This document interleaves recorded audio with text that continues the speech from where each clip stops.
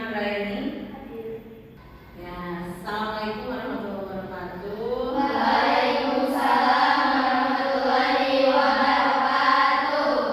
Selamat siang semuanya. Siang.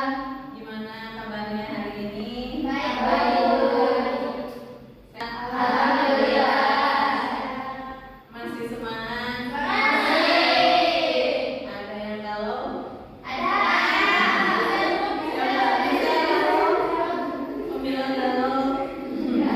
Galauan ya, segala kesedihan. Nanti kita akan gali di saat menulis cerpen ya. Sekarang semangat untuk belajar. Semangat ya? Oke. Sebelumnya kita sudah mempelajari tentang struktur dan juga ciri kebahasaan cerita pendek ya. Nah, untuk hari ini kita akan lanjut ke menulis teks cerita pendek. Ini adalah tujuan pembelajaran kita pada hari ini ya. Kalian bisa lihat di layar. Tujuan pembelajaran kita pada hari ini adalah diharapkan kalian nantinya setelah selesai pembelajaran akan mampu menulis teks cerita pendek dan mempublikasikannya. Nah, di sana ada beberapa kriteria ketuntasan tujuan pembelajaran, yaitu di tahap memahami kalian harapkan bisa memahami tentang deep writing dan juga bisa memahami tentang teknik show don't tell gitu ya di dalam teknik menulis cerita pendek. Kemudian di mengaplikasi kalian diharapkan nanti bisa merancang dan memproduksi teks cerita pendek dengan mendalam gitu ya, dengan teknik mendalam atau deep writing. Kemudian di tahap merefleksi kalian bisa mengevaluasi proses kreatif kalian dalam menulis cerita pendek ini. Itu ya untuk kriteria ketuntasan tujuan pembelajarannya. Siap ya? Kita akan berangkat dari pertanyaan gitu ya, dari pertanyaan pembelajarannya. Apakah ada yang galau atau tidak gitu ya. Nah, ini ada pertanyaan pemantik. Pengalaman paling berat apa yang pernah kalian alami gitu ya. Kenapa pemantiknya seperti ini? Ini untuk memantik kalian dalam menulis cerita ya. Untuk deep writing ini kalian akan menulis cerita berdasarkan pengalaman pribadi. Jadi nanti kalian akan menulis cerita pendek dengan terlebih dahulu menuliskannya di dalam jurnal emosi gitu ya. Jadi untuk langkah-langkah pembelajarannya nanti itu akan ada workshop dulu terkait teknik show don't tell. Kemudian kalian juga akan mengisi dulu jurnal emosi gitu ya, untuk menyampaikan pengalaman pribadi kalian yang paling sedih, yang paling bahagia, yang paling bikin marah gitu ya. Karena kalian akan menulis cerita berdasarkan pengalaman pribadi. Kemudian kalian juga akan menulis rancangan alur gitu ya. Untuk langkah pembelajarannya akan menuliskan rancangan alurnya dan nanti baru menulis teks secara utuh, dan kita akan terus melakukan revisi dengan penyuntingan yang kita akan sebut peer review gitu ya. Jadi kalian akan mereview dengan teman, saling mereview gitu ya, saling mereview dengan teman. Kemudian kalian juga boleh menggunakan AI nanti ya. Kalian boleh menggunakan AI sebagai proofreader gitu ya. Jadi AI bukan untuk full kalian nyuruh AI untuk buatkan cerita pendek, bukan kayak gitu ya. Bukan menyuruh ChatGPT atau Gemini dengan menuliskan buatkan cerita pendek tentang pengalaman pribadi, bukan seperti itu ya. Tapi menggunakan AI dengan benar gitu kalian tulis cerita kalian, kemudian gunakan AI sebagai proofreader, sebagai teman untuk mengoreksi cerpen kamu, gitu ya. Sama seperti peer review. Jadi kita peer review dengan teman dulu, kemudian gunakan AI sebagai proofreader, gitu ya. Nah, terakhir nanti setelah cerpen selesai dibuat, semua yang kalian lakukan tadi sampai cerpen selesai itu masukkan ke portofolio digital. Ya, portofolio digitalnya sudah pernah dibuat gitu ya sebelumnya waktu kalian masih kelas 10 gitu ya. Nah, jadi sekarang kalian sedang memasukkan gitu ya teks cerpennya ke sana. Pada teknik show don't tell gitu ya, kita akan berbicara teknik show don't tell dulu karena kalian harus paham dulu. Kebanyakan kan kalian kalau menulis cerita ya berdasarkan pretest yang sudah kita laksanakan kemarin gitu ya. Saya sudah periksa cerita pendek kalian dan kalian itu rata-rata menulis tell, mengatakan. Maksudnya apa, Bu? Mengatakan itu kayak gini. Saya marah. Ditulis marahnya, saya marah, gitu ya. Itu tell berarti ya, mengatakan. Saya gugup. Dia datang di sisinya lalu merasa gugup. Disebut lalu merasa gugup. Nah, kita akan ubah itu ya. Kita akan ubah tulisan kalian yang baru mengatakan itu dengan show, gitu ya. Jadi nama tekniknya adalah show don't tell. Tunjukkan, bukan mengatakan. Jadi kalau mengatakan marah, saya marah itu mengatakan, gitu ya. Tapi kalau show, tunjukkan. Berarti tunjukkan marah itu kayak gimana, gitu ya. Jadi tidak mengatakan saya marah atau dia marah, Michelle marah, gitu kan? Itu mengatakan. Tapi kalau menunjukkan berarti akan kamu akan menyampaikannya mukanya langsung merah padam mendengar perkataan dalam hidupku. Darahnya naik dari kaki ke ubun-ubun, gitu ya. Apa? Dadanya meledak-ledak. Jadi ditunjukkan atau mungkin dari ciri fisiknya kalau orang marah itu kayak gimana, gitu ya. Giginya bergeretak. Kalau orang marah, gitu kan? Nah, kan orang marah kan kamu merasa marah misalnya ya, Firda itu merasa marah sama pacar Firda, gitu kan? Karena dia selingkuh, gitu kan? Firda mendapati dia selingkuh. Kalau Firda mengatakan marah saja itu menjadi biasa aja. Nah, tapi tunjukkan. Kamu bayangkan, jadi kamu harus membayangkan orang marah itu kayak gimana. Tangannya mengepal, gitu kan? Kamu tunjukkan tangannya mengepal, giginya bergemeretuk, misalnya gitu ya. Mukanya merah padam. Jadi tunjukkan ciri-ciri orang marah, gitu. Kalau gugup, misalnya, ciri-ciri orang gugup kayak gimana? Orang gugup gimana? Keringat dingin, misalnya ya. Keringat dingin mengalir, gitu kan, di pelipisnya. Kemudian apa, tangannya ya tangannya dingin dan ini.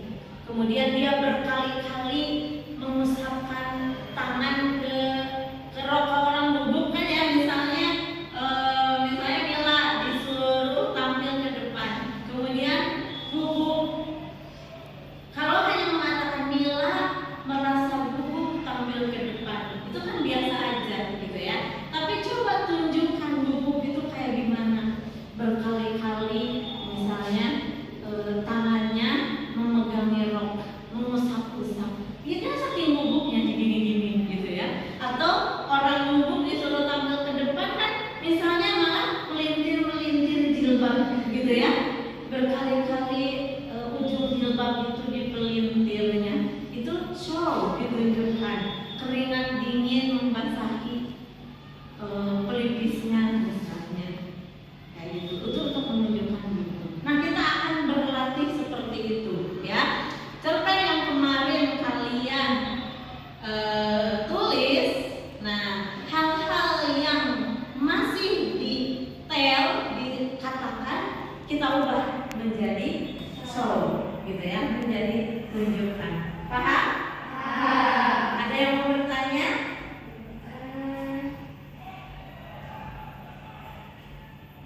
Tidak ada?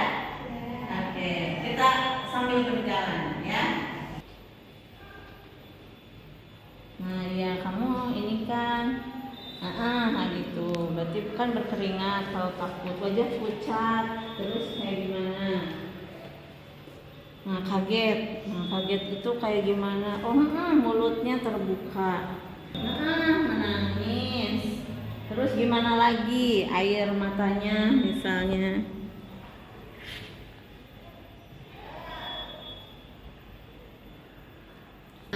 Kalian sudah melakukan atau simulasi ya, berlatih untuk show don't tell ya, untuk teknik show don't tell. Nah, nanti kalian akan mulai menulis jurnal emosi ya di aplikasi Canva. Semuanya sudah menginstal atau memasang aplikasi Canva belum di HP-nya? Jadi kalian akan mengisi jurnal emosi di aplikasi Canva ya. Seperti ini contohnya. Nanti kalian akan menulis jurnal emosi, gitu ya. Menulis jurnal emosi.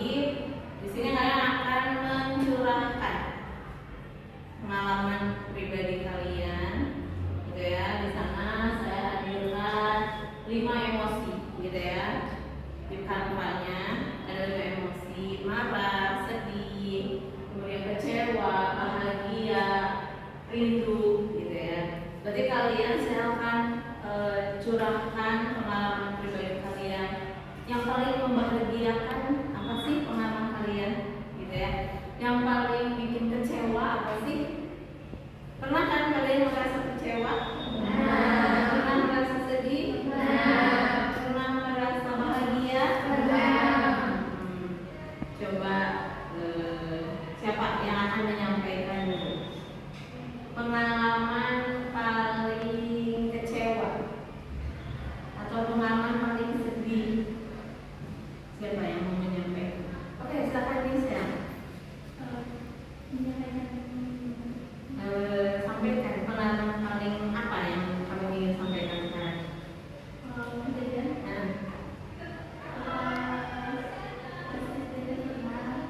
Pakai bahasa Indonesia.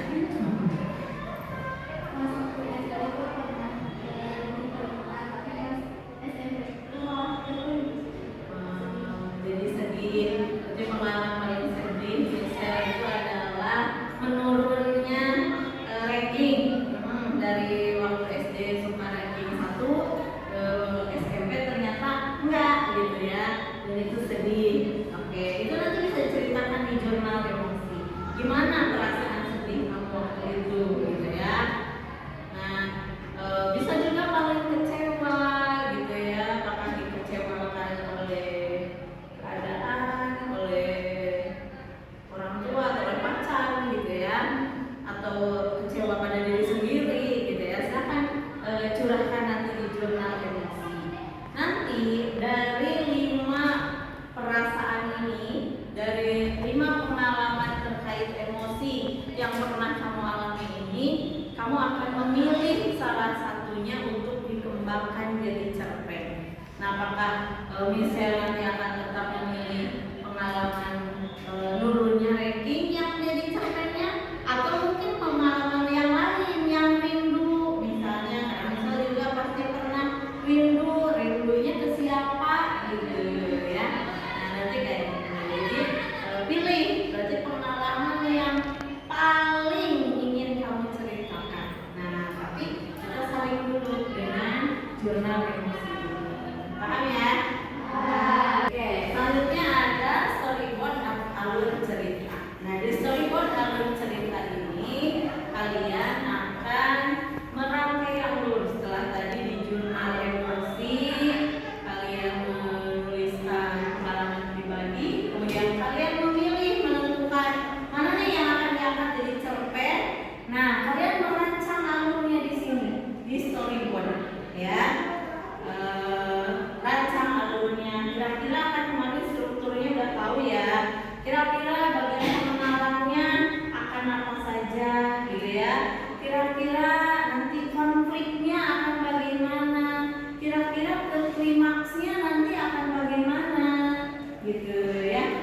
Kemudian tokohnya nanti perubahan watak tokohnya, ya misalnya perubahan watak tokoh karena suatu kejadian kan bisa berubah gitu ya. Tokohnya tadinya baik, kemudian ternyata jadi jahat gitu ya. Kan ada yang bilang orang jahat adalah orang baik yang tersakiti gitu ya. Mungkin itu terkait perubahan watak tokoh gitu ya.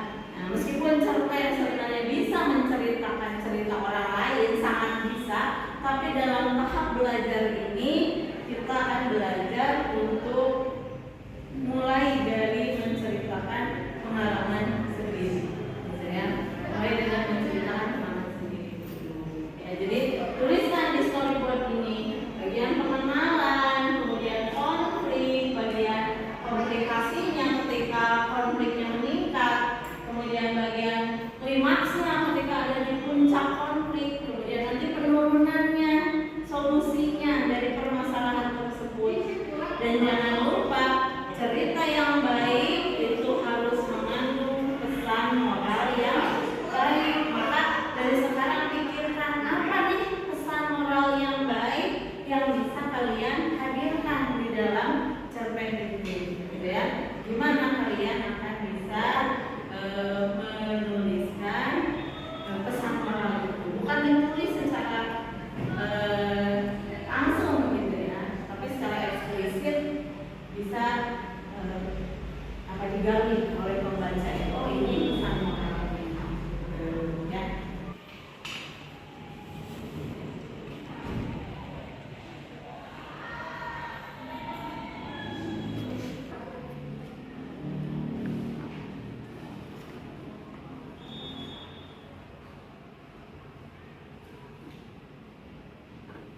Sok tuliskan. Tulisan Bu.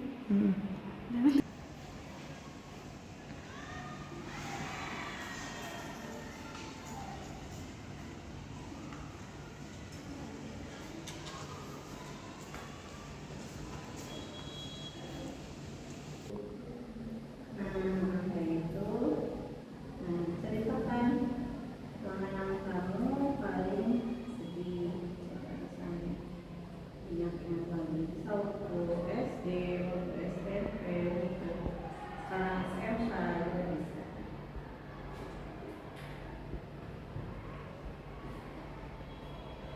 Ada ya, bisa ya.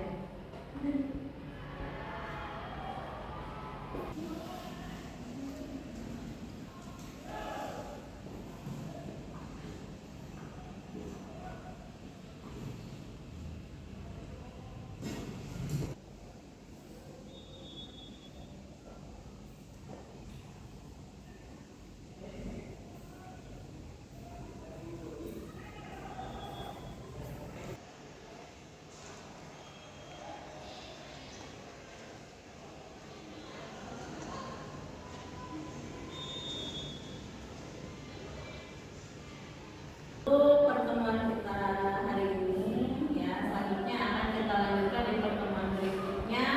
Kalian akan mulai mengisi storyboard alur ceritanya ya, berdasarkan pengalaman pribadi yang kalian pilih dari jurnal emosi ya. Yang belum selesai jurnal emosinya bisa kita lanjutkan juga di besok gitu ya, di pertemuan berikutnya besok ya. Jadi tidak apa-apa, kita pembelajaran menulis berbasis proyek. Jadi kita punya proyek besar ya, punya proyek menulis. Nantinya tulisan kalian seperti tadi saya sampaikan di tujuan pembelajaran, menulis cerpen dan mempublikasikannya gitu ya. Jadi minimal bisa dipublikasikan, layak dipublikasikan nanti di portofolio digital masing-masing. Kalian juga nanti boleh mempublikasikannya di media sosial kalian.